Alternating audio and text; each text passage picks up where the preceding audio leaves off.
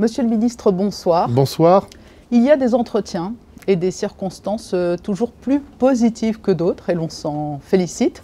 Sans triomphalisme toutefois, est-ce que vous nous confirmez aujourd'hui que les chiffres de la pandémie ont amorcé une nette baisse? Alors effectivement, depuis dimanche dernier, on voit que la grande majorité des données quantitatives sur lesquelles nous nous fondons pour apprécier l'évolution de la pandémie ont décru, c'est-à-dire se sont améliorées.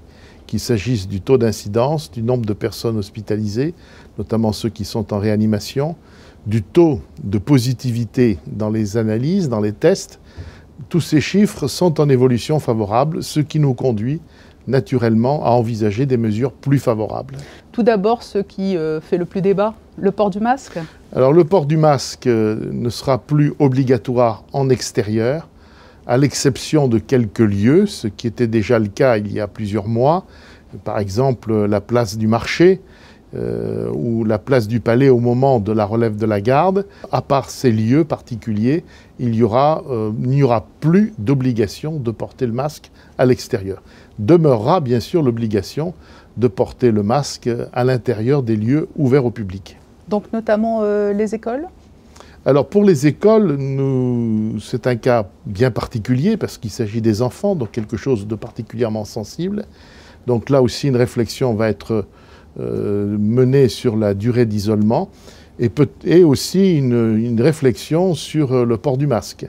Pour l'instant, bien sûr, nous avons des débuts d'analyse, elles ne sont pas encore totalement achevées, nous les soumettrons aux souverains dès que nous aurons des éléments certains. Autre point, le télétravail. Il devait être obligatoire jusqu'au mois de mars.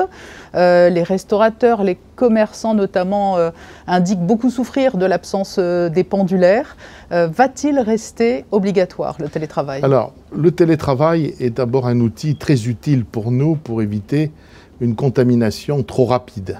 C'est ce qui a été vu un peu partout. C'est vrai qu'il était obligatoire pendant l'ensemble de la semaine. Nous allons faire en sorte que maintenant, il ne soit plus obligatoire que pendant 3 jours. Mais bien sûr, tout cela s'organise dans chaque entreprise, dans chaque service, entre l'employeur et son salarié. Mais ce système-là va être mis en place le plus vite possible, dès demain, et ce jusqu'au 5 mars. Toujours dans ce souci de soutenir l'économie locale, y aura-t-il de nouveaux aménagements pour ce qui concerne les restaurants? Bien sûr, pour les restaurants. Alors, nous avions inscrit un nombre maximal de personnes, de convives autour d'une table à 8. Il repassera à 12. Et par ailleurs, la distance minimale entre les tables, qui était de 1,50 m, reviendra à 1 m. J'ajoute aussi qu'il y aura une amélioration pour d'autres professions, je pense aux salons de coiffure, aux professions de la beauté. Les commerçants du quotidien. Voilà, où pour ces commerces-là, le pass sanitaire était obligatoire pour les clients. Ça ne sera plus le cas dans les meilleurs délais. Il y a les supporters, il y a les amateurs d'art. La jauge dans les stades ou dans les salles de culture sera-t-elle aménagée? Absolument, il n'y aura plus de jauge dorénavant. Il y aura bien sûr toujours les mesures qui sont prises en termes de pass sanitaire, de port du masque, mais il n'y aura plus de mesures concernant les jauges.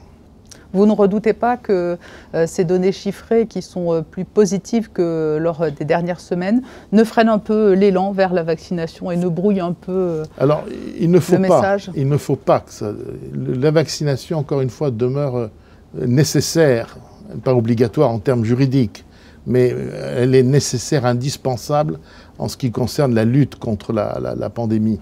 Nous maintenons quand même notre discours là-dessus. Il faut se faire vacciner. Il y a ce pilier, la vaccination, et puis second pilier, c'est le dépistage. Nous sommes actuellement en période de vacances scolaires. Il y aura de nouveau une vaste campagne de dépistage à la rentrée des congés de février. Il y aura une opération de dépistage au moment de la rentrée scolaire. Nous allons profiter de cette 2e semaine de vacances pour les approfondir. Tout comme, je peux l'annoncer, à partir de la rentrée, nous allons mettre en place à des fins d'expérimentation, pas de façon systématique, mais de façon à expérimenter un certain nombre de dispositifs nouveaux dont nous avons eu connaissance en matière de purification de l'air dans les classes. En conclusion, Monsieur le Ministre, vous agissez pour le bien commun, l'intérêt commun. Il y a parfois donc des circonstances un peu plus heureuses comme aujourd'hui, mais est-ce qu'il n'a pas été difficile au cours des dernières semaines et des derniers mois d'incarner cette rigueur qui était certes indispensable? Oui, bien évidemment, mais c'est difficile, c'est vrai, parce que des fois on se heurte inévitablement à des critiques, à aussi des personnes qui, à juste titre, se plaignent d'une situation qui n'est pas celle qu'ils attendent, à juste titre. Mais ça ne va pas au-delà, parce que nous sommes toujours animés, même face aux critiques, par l'idée que nous tenons un cap et que nous voulons préserver un équilibre et que nous sommes attachés à la protection de la population face à cette pandémie. Et donc cela suffit pour nous guider dans notre action. Monsieur le Ministre, merci d'avoir répondu à notre invitation. Et je rappelle donc que l'assouplissement de toutes ces mesures sanitaires interviendra à compter de demain, samedi 12 février. C'est vrai, tout à fait, pour ce qui concerne le fait que le port du masque à l'extérieur ne sera plus obligatoire, c'est dès demain. Les mesures d'assouplissement concernant le télétravail, c'est demain. Les exigences du pass sanitaire pour les salons de coiffure, ce sera dès demain que cette mesure ne sera plus mise en vigueur. Merci. Merci beaucoup.